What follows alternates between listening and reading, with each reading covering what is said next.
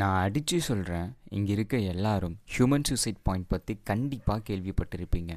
ஆனால் அனிமல்ஸ்க்கு, முக்கியமாக பேர்ட்ஸ்க்கு suicide points இருக்குது அப்படின்னா, வெல், ஐம் நாட் ஜோக்கிங். ஆனால் ஏன் ஹியூமன்ஸ் நமக்கு சூசைட் பண்ணிக்க நிறைய ரீசன்ஸ் இருக்குது. Depression of life, love, money. But why lakhs of birds should die at particular place? ஒருவேளை பேர்ட்ஸ்க்கும் டிப்ரெஷன் இருக்குமா என்ன? இல்லாட்டி ஏதாச்சும் கோஸ்ட் ஹண்ட் பண்ணுதா?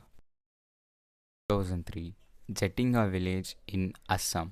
ஜட்டிங்கா ஈவெண்ட்டை பற்றி தெரிஞ்சுக்க முன்னாடி ஃபர்ஸ்ட் ஜட்டிங்கா வில்லேஜ் பற்றி அண்டர்ஸ்டாண்ட் பண்ணணும். ஜட்டிங்கா வில்லேஜ்ன்றது ரொம்பவே ஒரு குட்டி வில்லேஜ். அந்த மொத்த வில்லேஜும் ரொம்பவே இறக்கமான மலைகள் நடுவில் அடர்த்தியான காடுகள் சூழ்த்தப்பட்டு இருக்க ஒரு வில்லேஜ்.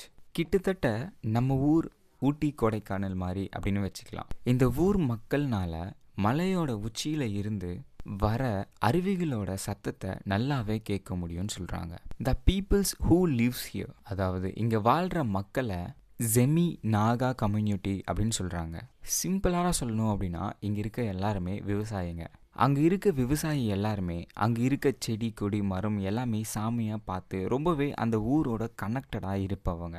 நான் ஜட்டிங்கா பற்றி ரிசர்ச் பண்ணிட்டு இருக்கப்ப இந்த ஊர் எவ்வளோ அழகாக இருக்குல்ல, அண்ட் இந்த ஊர் ரொம்பவே டிப்பிக்கலாக எப்போவுமே இருக்க ஒரு வில்லேஜ் மாதிரி தான் இருக்கிறத நான் ஃபீல் பண்ணேன். ஆனால் அது 1800 செப்டம்பர் வரைக்கும் மட்டும்தான். 1800 செப்டம்பர் டு அக்டோபருக்கு மேலே அந்த ஊர் மக்கள் அந்த ஊரை ரசிக்க ஸ்டாப் பண்ணிட்டு பயப்பட ஸ்டார்ட் பண்ணுறாங்க. நைட் 7 to 10 வெளியே வரக்கூடாது அப்படின்னு வீட்டுக்குள்ளவே இருக்காங்க. நாட் பிகாஸ் பேய் பிசாசுக்காக இல்லை, அவங்க மேலே ரத்தக்கரை படாமல் இருக்கணும் அப்படின்றதுக்காக.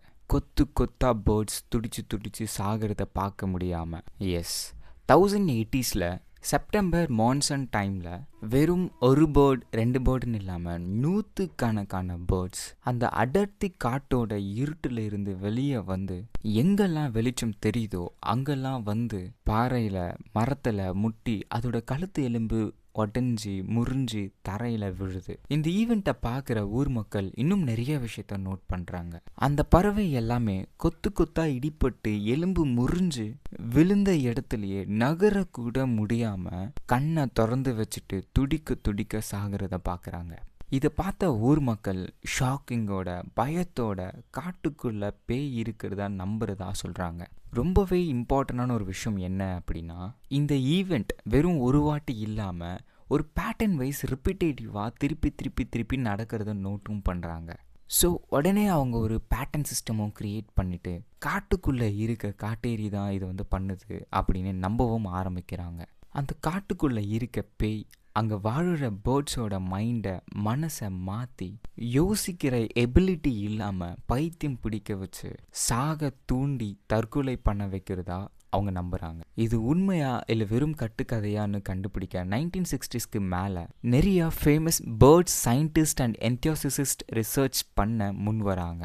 1960ஸ்ல சலீம் அலி அப்படின்னு சொல்கிற India's most famous bird scientist ஜட்டிங்காவை ரிசர்ச் பண்ணுறாரு. இந்த நேமை நல்லா ஞாபகம் வச்சுக்கோங்க. சலீம் அலி ரொம்ப நாளாக அப்சர்வ் பண்ணுறாரு. இறந்து போன பேர்ட்ஸை கலெக்ட் பண்ணி கொண்டு போயிட்டு ரிசர்ச் பண்ணுறாரு. இது அவருக்கு போதியமான டேட்டாஸ் கொடுக்காதனால ஜட்டிங்கா ஊர் மக்களை இன்டர்வியூ பண்ணுறாரு. ஸோ இவ்வளோ ஆக்டிவிட்டீஸ் பண்ணி டேட்டாஸ்லாம் கலெக்ட் பண்ணி ரெக்கார்ட் ஸ்டடி பண்ணதில் ஃபர்ஸ்ட் க்ளூ கண்டுபிடிக்கிறாரு. அது என்ன அப்படின்னா, த birds when they arrived were not flying normally. அதாவது அந்த பறவை எல்லாமே வந்து மரத்தை இல்லாட்டி பாறையை முட்டை வரப்ப நார்மலாக இல்லாமல் அப்நார்மலாக பறந்துட்டு வர்றதை நோட் பண்ணுறாரு. And their coordination was off. They were not navigating, they were just drifting. அதுக்கப்புறம் பேக் டு பேக்ஸ் நிறைய க்ளூஸ் நமக்கு வந்து கிடச்சிச்சு. செகண்ட் க்ளூ என்ன அப்படின்னா, they were already disoriented before they hit anything. அதாவது அந்த பைத்தியம் பிடிச்ச பறவை எல்லாமே எந்த ஒரு ஆப்ஜெக்டை முட்டை வரத்துக்கு முன்னாடி இறந்து வந்து முட்டி கீழே விழுந்து சாகிறதா சொல்கிறாரு. இந்த செகண்ட் க்ளூக்கு அப்புறம் நார்மல் ஒரு கோஸ்ட் மிஸ்டரியாக இருந்த இந்த ஸ்டோரி சயின்டிஃபிக் மிஸ்ட்ரியாக தள்ளப்படப்பட்டுருச்சு. பிகாஸ் சயின்டிஃபிக்கலி எப்படி ஒரு பறவை இறந்ததுக்கு அப்புறமும் பறக்கும் அப்படின்னு ஒரு பெரிய கொஷின் ரைஸ் ஆக ஆரம்பிச்சிருச்சு. லிட்ரலி யாருக்குமே ஆன்சர் தெரியல. சலீம் அலி அவரோட முயற்சியை கைவிட்டு திரும்பி போகிறாரு.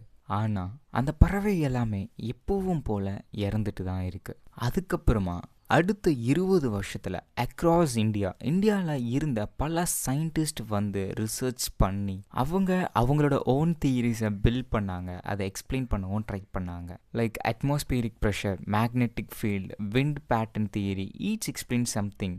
பட் யாருமே முழுசாக டீகோட் பண்ண முடியலன்றது உண்மை.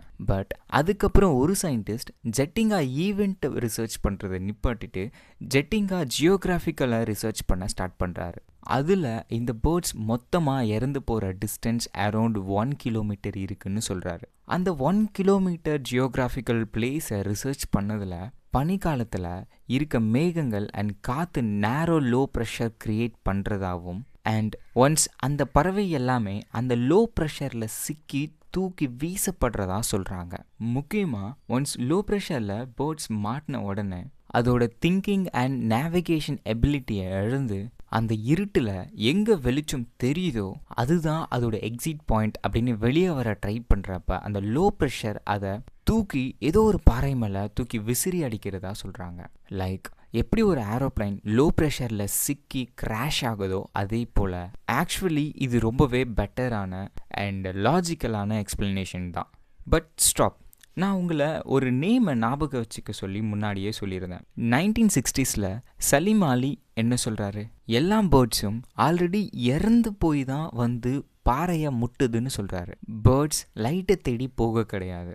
ஒன்ஸ் அது இறந்ததுக்கு அப்புறம் எப்படி இது வந்து பாசிபிள் ஆகும் அப்படின்னு அவர் கிளைம் பண்ணுறாரு. ஸோ த ப்ராப்ளம் அந்த லைட் கிடையாது. It does not explain the specifically why here, why 1 kilometre, why not next village. But studies கேட்காத நிறைய டைரக்ட் கொஷின் இன்னமும் இருக்குது.